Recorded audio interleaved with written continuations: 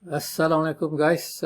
We'll continue to review this misconception about Islamic banking. Now we go to the asset side. This is where most of the misunderstanding have begun because as we saw earlier that when the bank uses a debt fund to make murabaha or to make loan, then the bank is required to hold adequate capital against this position because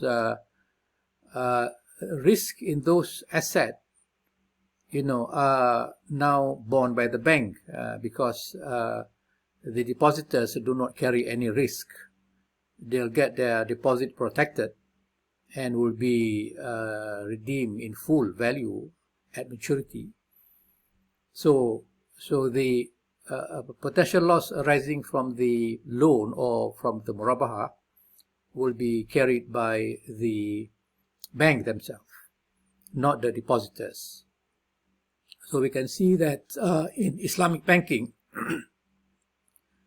that the Islamic bank are not able to utilize the mudarabah financing or the musyarakah financing because this financing are by default very risky and it cannot be viable enough to be funded by the debt fund or by the deposit fund. So we can see that most of the asset on the banking book are not coming from mudarabah financing or PLS financing. They are not coming from musyarakah financing. That is also profit and loss contract. But they are mainly coming from the debt financing. And that is the one we are very familiar with. Number one, the murabaha and the tawaruq financing. So these are debt financing. And we know that murabaha financing, they are debt financing, but these are fide murabaha. These are murabaha without true sale. There is no real buy and sell in the murabaha because if the bank is to do real buy and sell, then they have to put those assets on their banking book. The asset can be property, it can be automobiles, it can be machinery and equipment, and to put those assets on the banking book will trigger high capital charges because these assets are risky.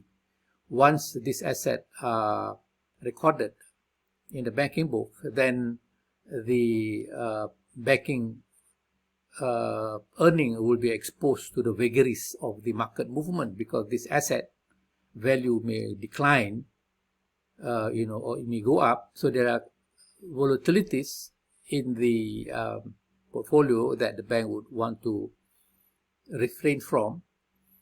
So the bank would not want to do the bona fide murabaha or the real murabaha. The bank will go ahead and do the fide murabaha, that is murabaha without true sale. And that would be, quite difficult to handle under a default event because the borrowing customer, may litigate the bank, for not giving them the right product as expected. At the same time, the Islamic bank are also using tawaruq, and this is meant to avoid risk in their banking book because if the bank is to hold the tawaruq asset on the banking book, then it would mean high capital charges. But this situation has been mitigated because the way how the tawaruq was managed is that it was able to cancel price volatilities by making sure that the CPO price in the master sale agreement to be equivalent to the MPO price in the master purchase agreement. So that will nullify the price risk, and so we can see that these are the best that the Islamic bank can do to protect their asset, from becoming or from being, adversely affected by the market forces as required by Al-Bay'. So the banking asset are mostly debt in the form of tawaruq and murabaha or ITAP or financial leasing. And there is no PLS, because the PLS will trigger high capital requirement that the bank will not be able to sustain in this kind of leveraged business. So the bank will only be able to do PLS financing or venture financing when the funds are coming from the investment account fund. So the PLS financing will be viable only when it is funded by the investment account fund, where the risk in the PLS would be borne by the investors or by the investment account holder. Because if the PLS financing or venture is funded by deposit fund, the risk in those PLS venture would be absorbed by the bank, and this is what by virtue of the holding of higher capital charges, which the bank would not want to pursue, as they are not big enough or not sustainable enough to run this kind of financing under a deposit regime.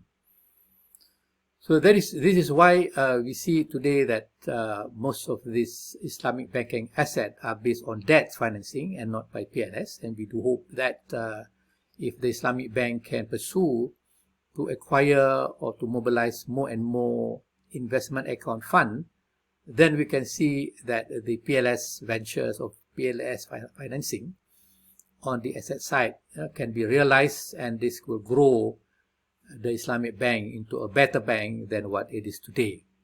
Okay, thank you very much. I'll see you again in the next video. Assalamualaikum warahmatullahi.